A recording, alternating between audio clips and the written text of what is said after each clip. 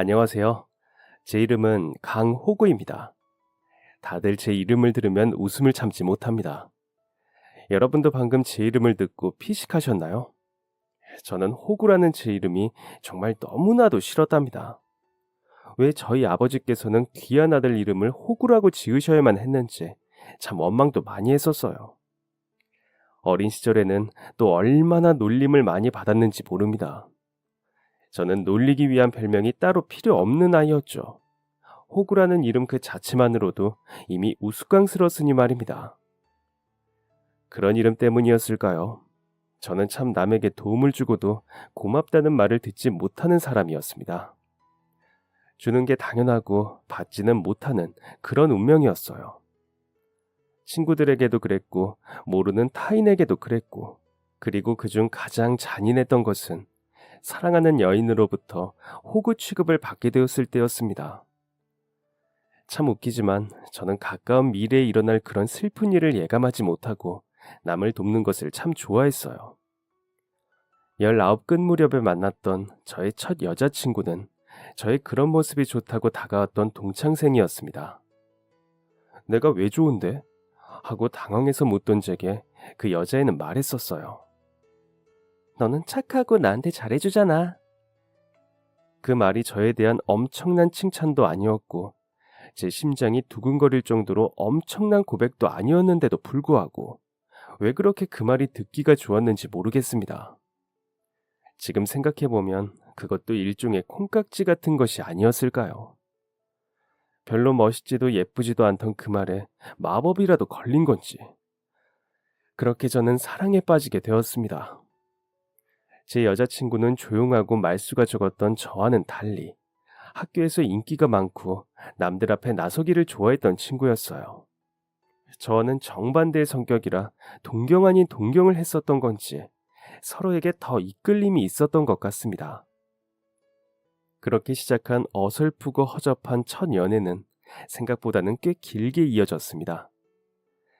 저희는 서로에게 가장 잘 맞는 단짝이었고 무슨 일이 있어도 함께 할 수 있을 정도로 다정하고 애틋한 관계였습니다. 아니, 비록 그건 저 혼자만의 착각이었지만 말이에요. 19에 만나 20살 끝 무렵까지 약 1년 정도까지만 해도 그렇게 알콩달콩 달달한 사이는 아니더라도 서로의 가장 가까운 친구 사이로 풋풋한 연애를 했던 것 같습니다.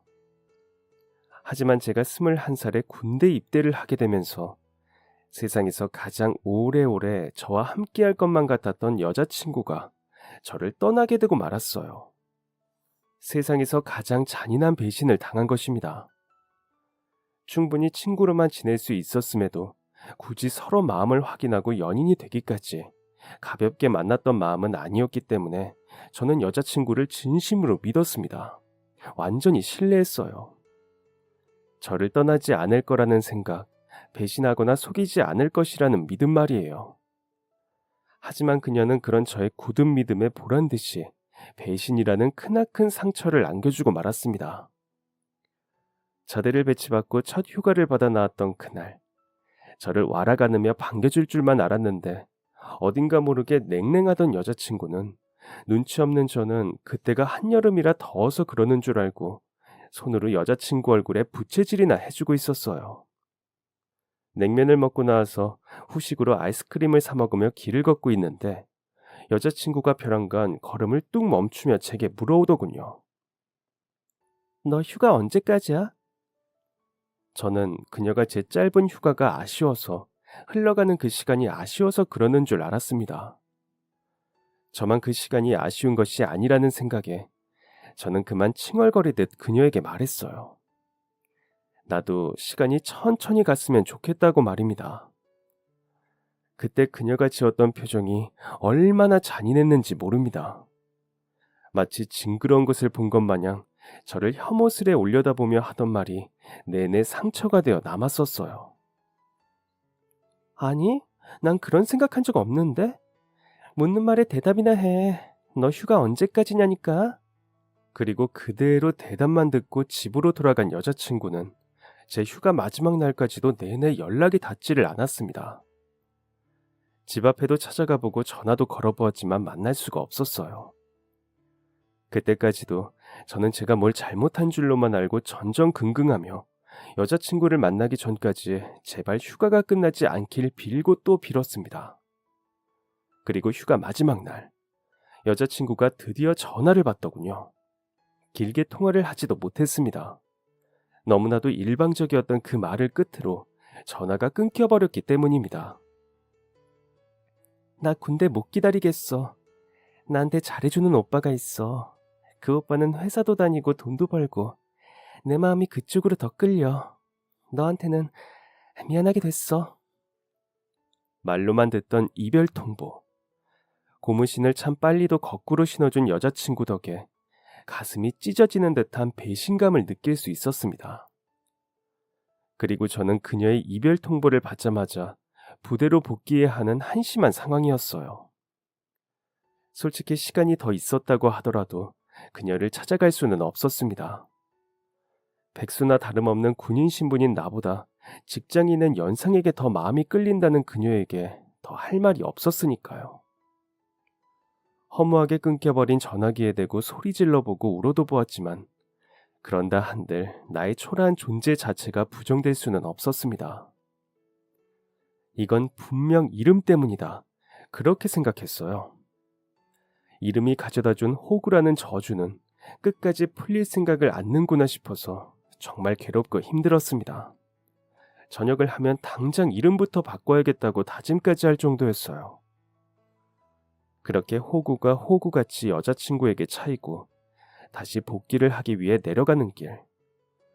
가만히 의자에 앉아 눈을 감고 있자니 또 자꾸만 헤어진 여자친구가 했던 말들이 떠올라 괴로웠습니다. 그때 당시에는 그보다 더 억울하고 가슴 답답한 일이 세상에 없을 줄 알았어요. 흔히들 너무나 사랑했던 사람과 이별하고 나면 세상이 무너지는 기분이 든다고들 하지만 전 달랐습니다. 제 세상은 무너지지 않고 그냥 제 존재 자체가 저기 저 쓰레기통으로 굴러 떨어지는 것을 하염없이 지켜만 봐야 하는 괴로움이었어요. 내 세상이 쓰레기통 속이 되어버리는 그 상황에 제가 할 수 있는 오직 단 하나. 때맞추어 늦지 않게 부대에 복귀하는 것이었습니다. 괴롭다고 집에서 이불을 뒤집어 쓰고 울거나 술을 진탕 퍼마신다고 복귀를 하지 않으면 곧장 탈영병이 되는 신세였으니 말이에요. 그러니 찢어지는 이별의 아픔보다 더 중요한 것은 부대로 돌아가기 위한 열차에 몸을 싣는 일이었습니다. 잔인하고 끔찍한 것은 그녀가 아니라 이 나라의 현실이었습니다. 그렇게 두 눈을 꼭 감고 애써 생각을 지어보려 했지만 그러면 그럴수록 가슴에 새겨진 생채기 위로 따가운 소금을 뿌려대는 격이었어요. 열차는 그날따라 만석이었습니다. 빽빽하게 들어선 자리마다 남는 좌석 하나 없이 빼곡했어요. 답답하고 막막한 제 마음은 그 빼곡하게 들어앉은 사람들을 보고 있으니 더욱더 답답해져 왔습니다. 아마 부대로 돌아가고 나면 그 안에서는 그보다 더 답답한 마음이 들 것이라는 생각에 다가올 가까운 미래가 두렵기도 했습니다. 그렇게 한참을 괴로워하는 도중 열차가 한 역에 멈추어 섰습니다. 멈추어 선 열차가 어느 역에 멈추었는지 따위는 중요하지 않았습니다. 그저 제 마음속에는 열차가 느리게 가는 게 더 나쁠지, 열차가 빠르게 가는 게 더 나쁠지 따위만 생각하기 바빴어요. 둘 중 어느 것도 좋을 것은 없었습니다. 더 나쁘냐, 덜 나쁘냐의 문제일 뿐이었어요. 자꾸만 눈물이 차오르는 것을 막으려고 일부러 눈꺼풀을 눌러 닫은 채 열차가 출발하는 소리에 가만히 귀를 기울였습니다.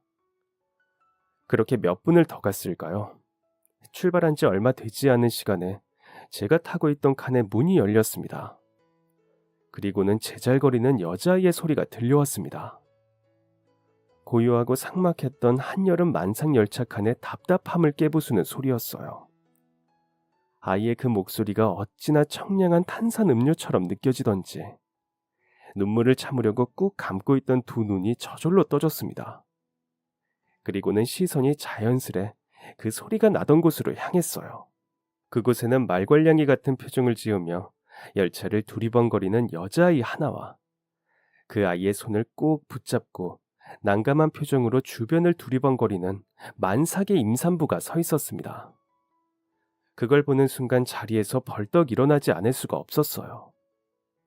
입성열차를 몇 번 타보았던 적이 있었기에 저 표정과 눈빛이 의미하는 바를 잘 알 수 있었습니다. 몸은 지치고 힘든데 아이까지 있으니 목적지가 어디가 되었든 입석으로만 달려가기엔 힘이 붙일 것이었습니다. 저는 그 임산부를 끌어다 제자리에 앉히며 말했습니다. 여기 앉아서 가시면 됩니다. 아직 도착하려면 한참인데 말입니다. 제가 자리를 양보하자 그 임산부는 당황하며 괜찮다고 손을 가로저었습니다. 그래서 저도 함께 손을 가로저으며 억지로 자리에 앉혀야 했어요. 저는 안 그래도 너무 답답해서 일어날 참이었습니다. 그러니 앉아서 가시면 됩니다. 뱃속의 아이를 생각하셔야 하지 않겠습니까?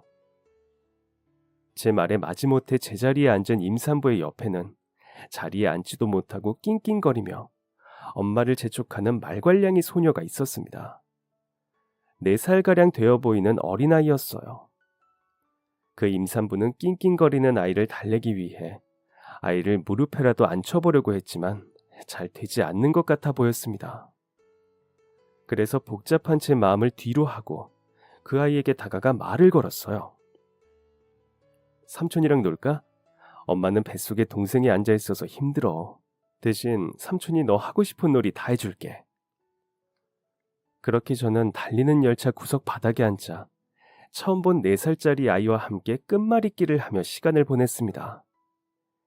그것은 정말이지 시간을 보내는 행위였습니다. 이별의 아픔으로 괴로워야 할 시간에 갑자기 눈앞에 모르는 아이가 나타나 그 시간을 보내는 순간을 함께 해준 것이었습니다. 별것 아닌 단어 하나에 까르르 웃음을 터뜨리며 웃다가도 조용히 해야 한다고 손가락을 코와 입술 앞에 가져다 대면 그런 저를 흉내내면서 또 조용히 까르르 웃는 아이의 밝은 모습에 우울하고 괴로운 마음이 아주 조금은 진정되는 기분이 들었어요. 마음을 달랜다는 것이 이런 거구나. 아이와 함께 웃고 떠들며 비록 열차 안에서 조금은 시끄럽게 구는 비맨의 승객이 되었더라도 그 순간이 제게는 많은 힘이 되었습니다. 혼자 속으로 지금 나는 마음을 달래는 중일 뿐이라며 다독이면서 말이에요.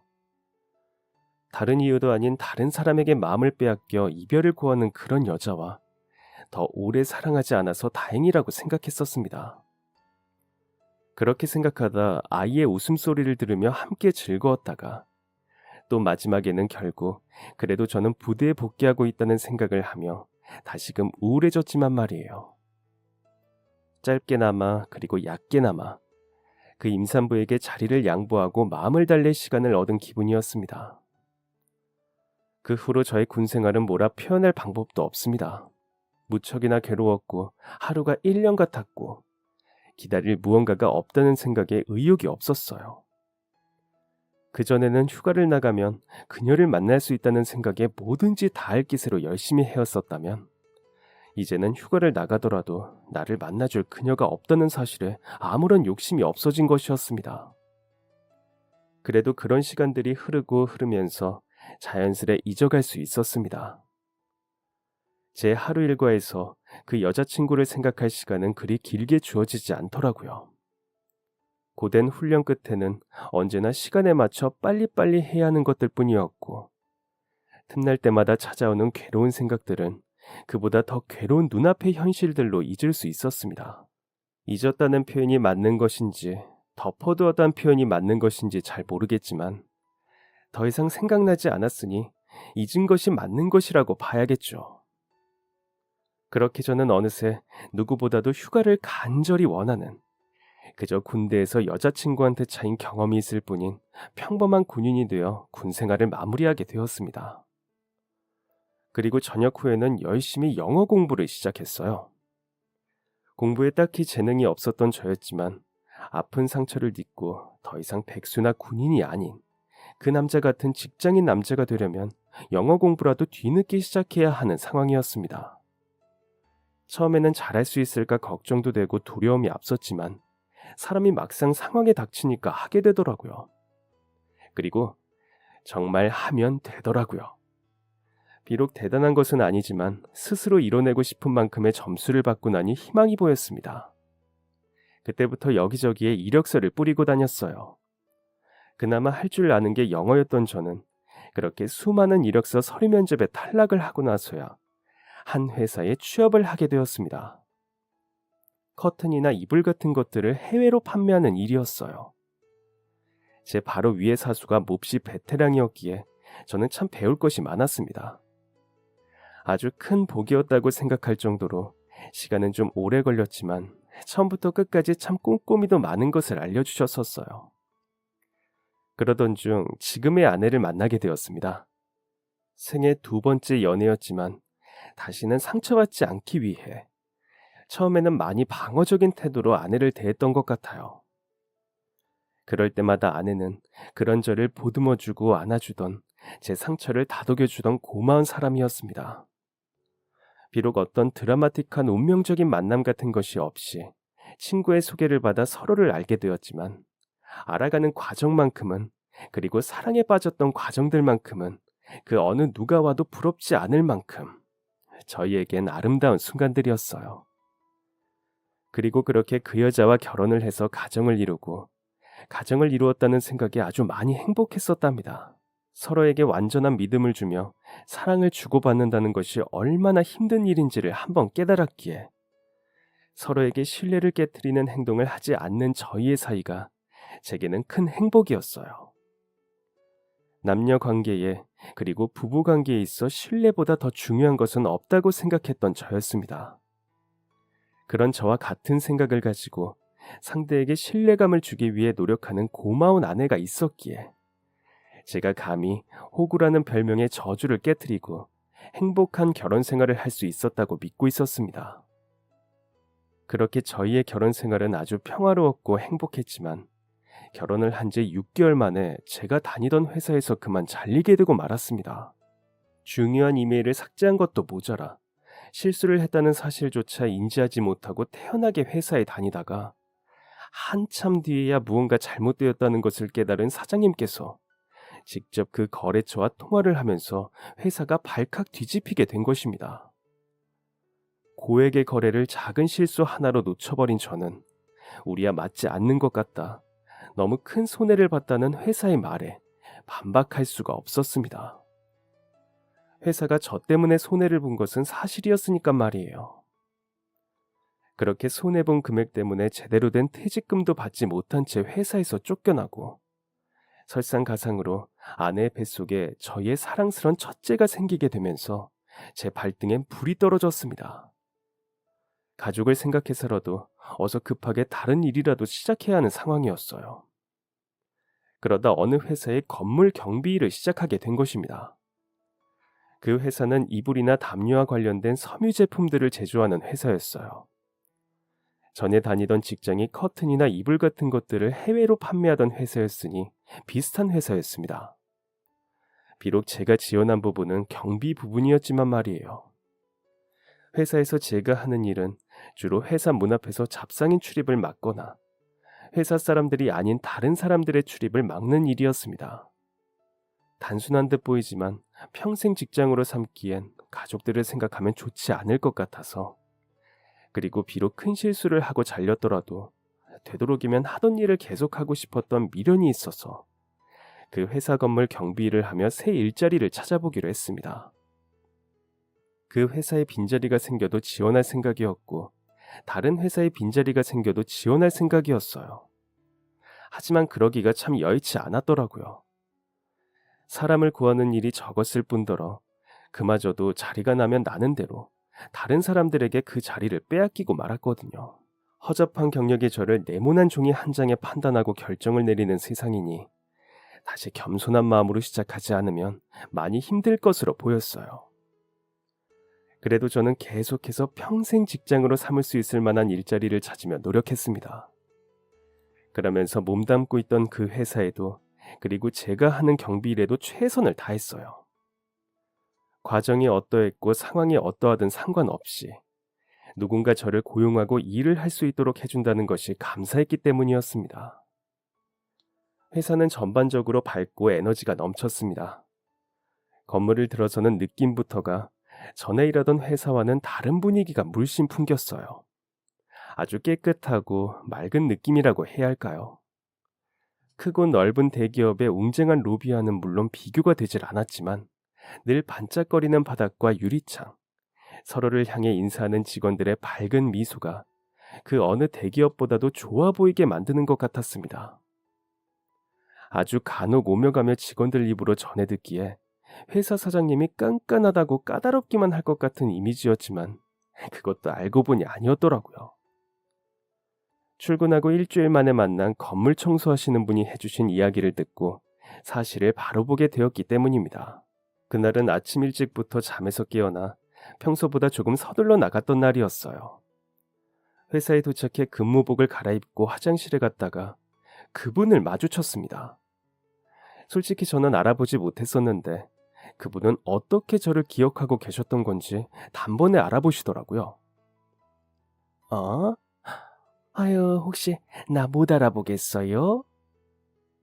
무척이나 반가운 얼굴을 하고 그렇게 저를 만난 것이 너무 기쁘다는 듯이 미처 알아보지 못해 난감해하는 제게 그분은 그렇게 말씀하셨습니다. 예전에 버스에서 길 잃은 어떤 아줌마 도와준 적 있지 않아요? 교복 입고 다니던 학생 때 말이에요. 그 아줌마가 나예요. 같이 버스에서 내려서 내가 다시 길 찾아갈 수 있게 도와줬었잖아요. 기억 안 나요? 아이, 맞는 것 같은데 그때 그 학생. 고등학생 때 일이었어요. 주말에 어머니 심부름을 하러 같은 동네 사는 외삼촌 댁에 심부름을 가다가 버스에서 난감한 듯 어쩔 줄을 몰라 하시는 한 아주머니를 도와드린 적이 있었습니다. 버스를 잘못한 것 같다며 여기가 어디냐고 주변 사람들에게 도움을 요청하는 그 아주머니께서는 멀리서 보아도 식은땀으로 범벅이 된 얼굴이었어요. 결국 저는 그분의 당황함을 진정시키기 위해 자리에서 일어나 가까이 향했습니다. 저벅저벅 제가 다가가니 냅다 제 눈앞으로 종이 하나를 보여주시던 아주머니. 그곳에는 저희 동네가 아닌 낯선 주소 하나가 적혀 있었고 타고 있던 그 버스는 그 주소와는 전혀 연관이 없는 곳으로 향하고 있었습니다. 그래서 일단 버스에서 내려야겠다는 생각에 그 아주머니를 모시고 아무 정거장에 급히 내린 저는 제 기억 속 버스 노선표와 정류장에 붙어있는 불친절한 노선표를 종합하여 종이에 적힌 주소로 향하는 버스를 찾아냈어요.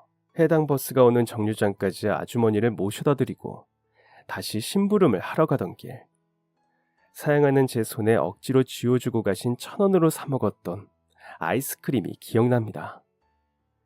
제가 그 학생이 맞는 것 같다고 그날은 무사히 잘 가셨느냐고 여쭈어 보니 고개를 격하게 끄덕이셨어요. 어쩜 학생 때 얼굴 그대로야 그래. 이러니 단번에 알아볼 수밖에. 이렇게 만나서 너무 기쁘다. 나도 학생 잘 지내는지 엄청 궁금했거든. 아유, 아주 훤칠한 어른이 됐네. 글쎄 나도 많이 변했어. 아주 이 동네 버스 노선표를 달달 외우는 사람이 됐거든. 몇 년 전 그때는 미처 몰랐던 그 아주머니와의 대화를 기분 좋게 나누었습니다. 이사를 온 지 얼마 되지 않아 버스도 길도 온통 어려워서 힘들었다던 아주머니께서는 이제 노선표를 달달 외울 정도로 이 동네 길찾기에 도사가 되셨다고 하셨어요. 그러면서 아주머니께서는 자기가 이 회사에 일을 한 지도 벌써 10년이 넘었다고, 사장님이 참 좋은 사람이라고 입이 닳도록 칭찬을 하셨습니다.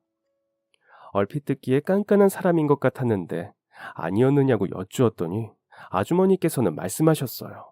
깐깐한 게 다른 이유가 없어. 다 회사 생각해서, 직원들 생각해서 그러는 거지. 왜? 혹시 그런 말은 아직 못 들어봤어? 이 회사 들어온 직원들은 우울증을 앓고 있다가도 여기 들어와서 다 털어놓게 된다는 이야기. 사장님이 회사 생각, 직원들 생각을 끔찍하게 생각해. 어렵게 성장한 회사야. 자기 쓸 것 안 쓰고 아껴가면서 직원들 다 챙겨주고, 이렇게 매출 잘 나와서 이사한 것도 5년이 채 안 됐어. 아유, 대단한 사람이지. 근데 아직 만나본 적이 없는 거야? 아주머니께 아직 일한 지 일주일밖에 되지 않았다는 이야기를 들려드리니 그럼 잘 됐다며 사장님께 잘 보이는 방법을 알려주겠다고 하셨어요. 청결함과 단정함, 이미 입사 첫날 저를 가르치던 직원에게 들었던 이야기였습니다. 하지만 아주머니의 말씀은 좀 달랐어요. 그 짧은 단어 속에 담겨있던 회사 사장님의 참뜻을 아주머니께서 말씀해 주셨기 때문입니다. 청결이란 말 그대로 회사의 청결을 뜻한다고 했어요. 특히나 회사 로비 청결에 신경을 많이 기울인다고 했습니다. 로비는 회사를 찾는 사람들에게 첫 이미지를 심어주는 중요한 곳이라고 말이에요. 그래서 그 공간에서 일하는 모두에게 늘 단정한 모습으로 있을 것을 늘 얘기한다고요. 아주머니의 말씀을 통해 그 뜻을 전해 들으니 해석이 달라졌습니다. 납득이 되는 말들이었죠. 그리고 아주 조금이지만 갑자기 제가 하고 있는 그 단순하게 그지없다 생각했던 경비 일이 조금은 특별하게 느껴지기도 했습니다. 약간의 성취감을 느껴도 되겠구나.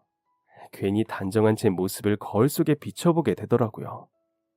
정말이지 작은 확률이겠지만 누군가는 저를 보고 이 회사의 이미지를 판단할지 모른다는 생각에 온 매무새를 요리조리 살펴보기까지 했습니다.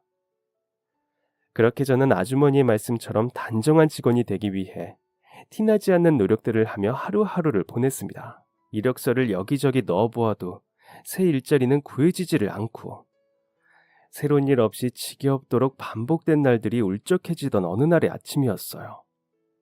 로비에 어디서 물이 떨어지는 건지 바닥에 흐른 물방울들을 닦아내고 있는데 누군가 제게 다가와 다짜고짜 윽박을 질러대더군요. 서둘러 일어나 그 사람의 얼굴을 살피니 아는 얼굴이었습니다. 사실 목소리를 들었을 때부터 누구인지 짐작이 가긴 했었어요. 그 사람은 바로 근래 들어 저를 계속 괴롭히던 회사 부장이었습니다.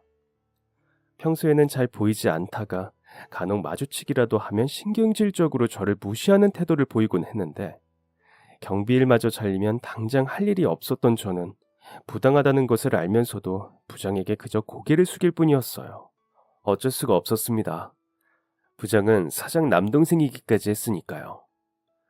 사장 동생이 사장보다 더 직원들을 막대하고 부려먹으려고 하는 고약한 상황이었지만 그 누구도 그 앞에 쉽게 나서질 못했습니다. 팔은 안으로 굽는다는 말이 있으니 다들 함부로 사장 동생을 건드렸다가 피해를 입을까봐 몸을 사리는 것 같았어요. 물론 저 역시도 마찬가지였습니다. 이름 따라 또 호구짓을 당하고 있는 것 같아 속상했지만 당장 사장 동생을 잘못 건드렸다가 무슨 일이라도 나는 날엔 어렵게 구했던 일자리를 잃을지도 모르는 상황이었어요. 집에 아내와 뱃속에 아이가 있는데 그래서 제가 아무리 안타까운 호구가 될지언정 꼭 참아야 했습니다. 그러려고 했는데 그날은 부장이 심해도 너무 심하더군요. 아니, 아침부터 부장이 힘들게 출근하는데 말단 직원이 그걸 보고 인사를 안 해? 어이, 당신 하는 일이 뭐야? 어? 말해봐, 말해보라고. 화를 내며 언성을 높이고 제게 반말을 하며 무시하는 것까지가 전부라고 생각했었습니다. 그래도 참을만 했기에 그 정도는 충분히 견딜 수 있었기에 말이에요. 그런데 부장의 손바닥이 제 뺨으로 날아오는 것이 아니겠어요. 옆통수를 툭툭 신경질적으로 치던 손이 끝내는 뺨으로와 세게 부딪히고 만 것입니다. 돌아간 고개에 사고 회로도 멈추었습니다. 어떻게 해야지? 얻어맞은 뺨이 아픈 것보다 이 상황을 어떻게 헤쳐나가야 할지에 대한 걱정이 앞섰어요. 그런 제 복잡한 머릿속과는 달리 한 번 자신감을 얻은 부장은 그 나쁜 손을 멈추지 못했습니다. 와, 이것 봐라. 끝까지 잘못했다, 죄송했다 소리를 안 하네. 당신 일한 지 얼마나 됐어? 어? 정신 못 차려?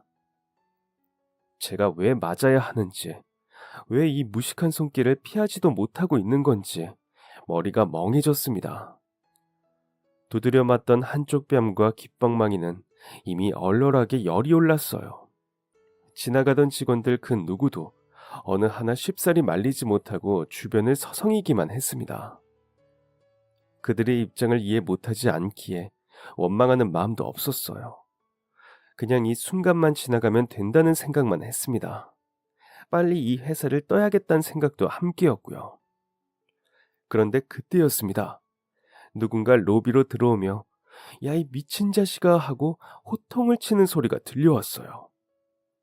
제 머리를 쳐대던 부장의 손이 허공에서 우뚝 멈추는 것이 보였습니다.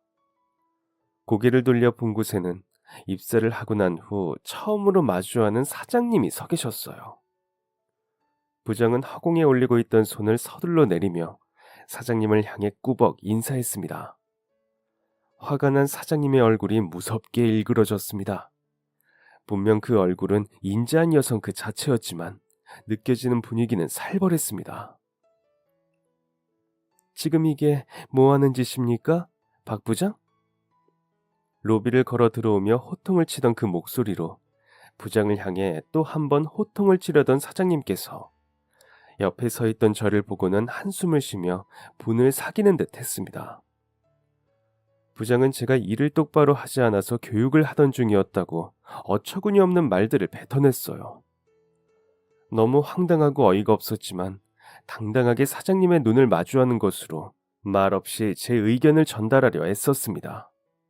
저의 억울함을 꼭 알아주셨으면 하는 마음을 담은 눈빛이었어요. 그런데 그때 제게 괜찮으니 억울한 일을 당했다면 꼭 이야기해달라는 말을 하며 헝클어진 옷 매무새를 다듬어 주시던 사장님께서 순간 흠칫하며 저를 바라보았습니다. 미안함이 가득 묻어있던 좀 전의 표정과는 전혀 다른 표정을 하고서 말이에요. 얼떨결에 저는 그 눈을 다시 한번 빤히 마주치게 되었습니다. 그런데 그때 사장님이 제게 물었어요. "혹시 군복무 어디서 했어요?" 사장님의 시선은 어느새 제 가슴팍에 새겨진 명찰을 향해 있었습니다. 군복무를 어디서 했느냐는 말은 비슷한 또래의 남자 직원들이나 남자 상사들에게 들어보았지 어떤 나이대의 여자에게서도 들어본 적 없던 질문이라 말문이 턱 하고 막혔습니다. 그 상황에 적절한 질문도 아니었고 말이에요.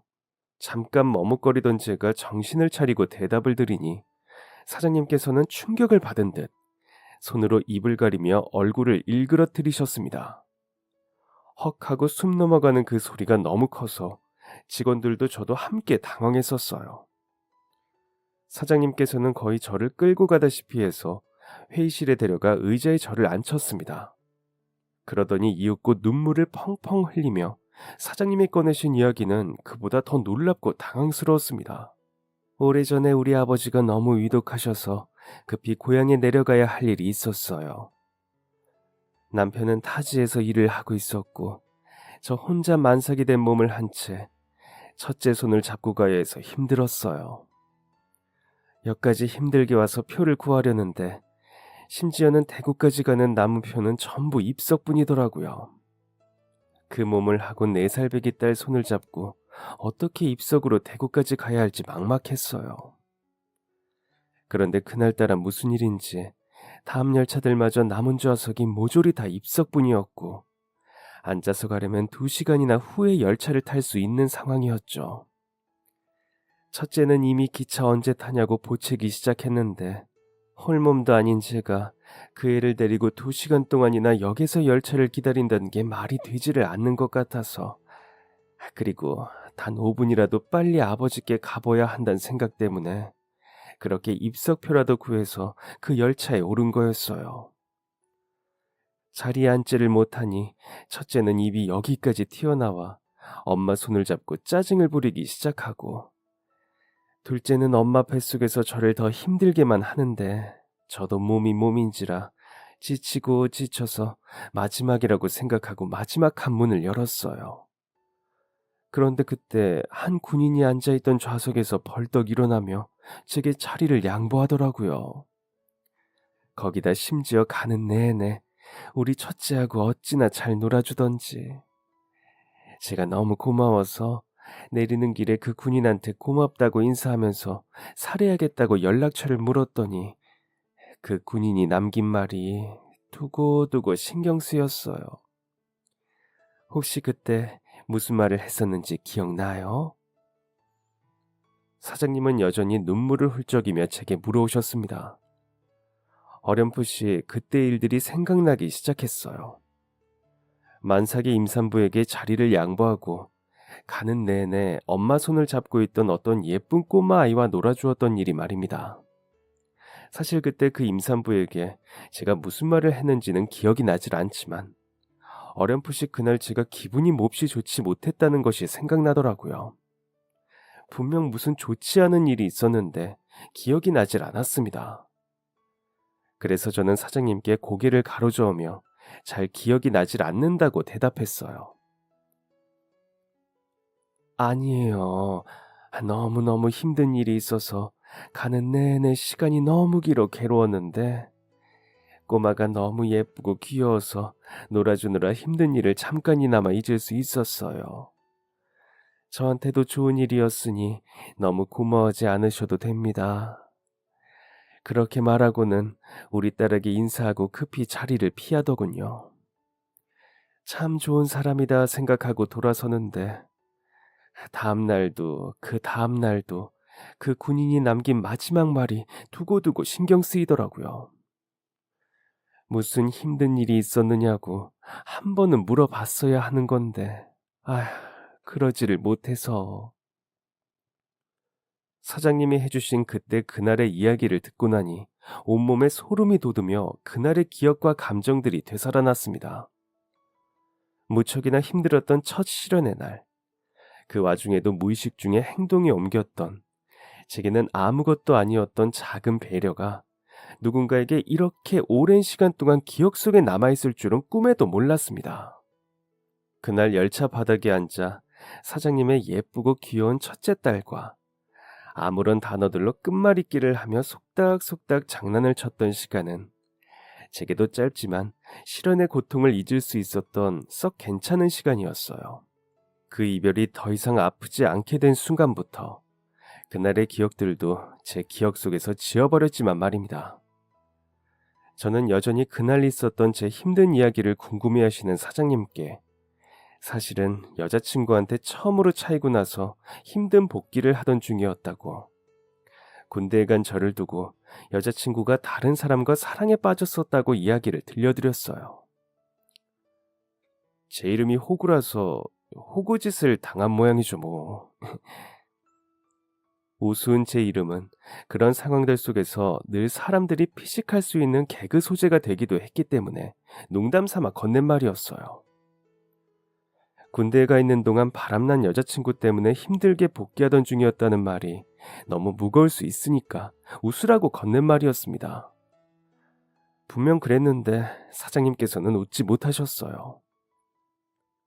그렇게 힘든 일을 당하고도 남을 생각해서 그런 배려를 했다는 말이에요? 고마워서 어떡하느냐며 늘 궁금했던 그 이야기를 듣고 나니 오히려 몇 배로 더 고맙고 미안해졌다며 사장님은 다시 울상을 지으셨습니다.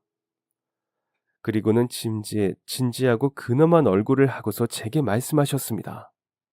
저는 그 말을 듣고 너무 놀라서 사장님을 노려보는 얼굴이 되고 말았고 말이에요. 그때 그 군인한테 너무 감동해서 남편과 상의 끝에 뱃속의 아이 이름을 그 군인 이름을 따서 지었어요. 네? 진심으로 하시는 말씀인 건지 장난을 치는 건지 구별이 가지 않을 정도로 말도 안 되는 소리였습니다.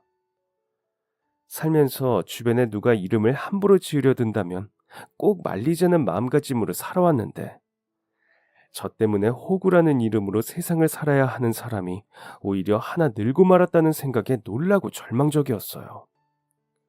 깜짝 놀라 사장님을 노려보듯 소리를 지르며 되묻자 사장님은 울담한 얼굴로 웃으며 말씀하셨습니다. 우리 둘째 이름은 호수예요. 이호수. 우리 아들은 자기 이름이 좋대요. 물론 어릴 때 이름이 특이해서 별명을 만들어 놀림받았던 건 힘들었지만 지금은 자기 이름을 누가 한 번 들으면 절대로 까먹지를 않는다면서 좋아해요. 그때 그 군인의 명찰을 보지 않았더라면 아이 이름을 과연 그렇게 예쁘게 지을 수 있었을까 생각해요. 그러니까 방금처럼 그런 소리는 하지 마요. 그 이름 덕에 제가 이렇게 끝내 알아볼 수 있게 된 건데. 그러면서 사장님은 여태껏 사회에서 똑같은 그 이름을 가진 저와 비슷한 연배의 남자를 만날 때마다 군복무는 어디서 했느냐는 질문을 하며 살아오셨다고 했습니다. 군복을 입고 잔뜩 피곤하고 지친 얼굴로 선뜻 자리를 양보해 주었던 고마운 군인의 가슴팍에 달린 명찰 하나만으로 기억을 더듬고 더듬어가며 다시 만날 날을 손꼽아 기다리셨다고 해요. 그리고 마침내 다시 만나게 되어 기쁘다고 저의 손을 잡아오셨습니다. 저는 얼굴도 잘 기억나지 않는 작은 배려였는데 상대방이 저를 이토록 오랜 시간 동안 기억해주고 있을 줄은 정말 몰랐어요. 그래서인지 저는 기억 저편에 아픈 기억은 묻어두고 함께 그 순간과 만남을 반가워하기로 했습니다. 그런데 그러던 중 사장님께서 갑자기 아참 하고 박수를 치며 다시 환한 얼굴을 하시더군요. 맞은 곳은 괜찮아요? 많이 아팠죠? 아휴, 저놈의 자식을 내가 그냥... 이대로 그냥 넘어가면 절대 안 된다며 어딘가 전화를 걸어 당장 튀어오라는 말만 남기고 전화를 끊어버리더군요. 그리고는 얼마 안가 부장이 헐레벌떡 회의실로 들어왔습니다. 사장님과 마주 앉아있던 저를 보고는 놀란 기색 하나도 없이 무릎을 꿇고 미안합니다. 제가 정말 잘못했습니다 하고 사과를 건네왔어요. 오히려 그런 당당함에 제가 더 미안할 지경이었다고나 할까요? 넙죽 무릎을 꿇은 부장님의 행동이 당황스러웠던 말단 직원인 저는 자리에서 일어나 어쩔 줄을 몰라 했습니다. 그리고 그걸 지켜보던 사장님께서는 저를 또 한 번 더 놀라게 하셨어요. 부장아, 네 내일부터 회사 나오지 마라. 내는 인간 말종하고는 일 못한다. 자연스레 섞여있는 대구 사투리와 부장님을 향한 냉정하고도 무서운 말투와 표정이 조금은 속 시원하기도 했고 말입니다. 누나야, 내가 잘못했다 하고 사장님께 빌고 비는 부장님을 보며 속으로는 그래도 친동생인데 진짜 자르지는 않으시겠지라고 생각하며 이 정도 사과를 받은 것만으로도 충분하다고 생각했었습니다. 그런데 정말 그 다음날부터 회사에서 부장님의 모습을 찾아볼 수 없었어요. 직원들에게 물어보니 사무실엔 이미 부장님의 책상마저 치워졌다고 하더군요. 며칠 후에야 용기 내어 사장님께 부장님을 정말 자르신 거냐 여쭈었습니다. 그러자 사장님께서는 그 질문을 기다렸다는 듯 제게 회사 사무실 직원으로의 재입사를 제안하셨어요. 강씨 원래 하시던 일이 이쪽 분야였다면서요? 미안해요. 알아보려고 알아본 건 아니고 물어보기 전까지는 절대 먼저 이야기 안 할 것 같아서 내가 답답해서 물어봤어요. 좋은 직책에 좋은 책상을 주지는 못하더라도 함께 머리 맞대고 일하면서 좋은 인연을 만들어 갔으면 해서. 마침 같은 분야에서 일을 했었고 또 경비를 하며 일자리를 찾고 있던 저였기에 사장님의 제안을 거절할 이유가 없었습니다. 부담스럽다는 이유로 사양하면서 제 스스로의 체면만 생각하기엔 가족 생각을 먼저 해야 했기도 했습니다. 그렇게 어딘지 모르게 어색하고 부담스러웠던 사무실에서의 생활이 쭉 끊김없이 이어져온 것도 어느덧 수년이 되었습니다. 그렇게 수년이 지난 지금은 제가 어느덧 그 회사의 부장이 되어 있었습니다. 아직도 가끔은 사람들이 저를 부르는 부장님 하는 소리들이 부끄럽고 부담스러울 때가 종종 있지만 어렸을 땐 나쁜 어른들을 보면 나는 절대 저런 어른이 되지 말아야지 했던 것처럼 예전 그 부장님을 보며 나는 절대 나중에 저런 상사는 되지 말아야지 했던 것들을 지켜나갈 수 있어 기쁜 마음이 더 큽니다. 할 줄 아는 것도 많이 없었고 저보다 더 어리고 똑똑한 친구들이 많이 있었음에도 불구하고 저를 버리지 않고 끝까지 안고 가주셨던 사장님이 계셨기에 제가 이 자리까지 올 수 있었다고 생각합니다. 그리고 사장님 역시 그렇게 성공하시기까지 수많은 노력 속에 회사를 아끼고 직원을 아끼는 마음이 있었기 때문에 지금의 모습을 하실 수 있다고 생각을 해요. 그리고 저도 그런 저희 사장님의 사원처럼 직원과 회사를 아끼는 그런 직원이 되기 위해 백발이 되도록 노력하고 있습니다. 이제 저희 직원들은 저를 보며 대단하다는 말을 하곤 합니다. 긴 시간 동안 한 회사에 몸을 담고 진심을 다해 일할 수 있는 것이 요즘 사람들에게는 흔한 일이 아니니까요. 누군가의 시선에서 보면 이런 저의 행동이 조금은 징그러울 수도 있겠죠. 하지만 그만큼 마음에 맞는 회사를 만났기 때문에 가능했던 일이었고, 좋으신 사장님, 솔직하고 맑은 직원들이 서로를 밀고 이끌어주고 있었기 때문에 가능했다고 생각합니다. 수년 전 아주 오래된 일이지만 저의 작은 배려를 잊지 않고 마음속에 품어주셨던 사장님께 감사의 말씀을 전하고 싶습니다. 덕분에 저는 사랑하는 아내와 사랑하는 아이와 함께 행복 속에서 세월을 보냈고 이제 더 행복한 미래로 나아갑니다. 요즘도 저는 대중교통을 이용하다 자리를 양보하고는 합니다. 별 생각 없이 했던 작은 배려들이 이제 제게는 하나의 재미있는, 의미 있는 행동이 되었어요. 작고 사소한 것부터 더 많이 베풀고 양보할 수 있는 그런 사람이 되고 싶습니다. 그럼 지금까지 사연 들어주셔서 감사합니다. 사연이 재미있으셨다면 구독과 좋아요를 눌러주세요. 감사합니다. 안녕히 계세요.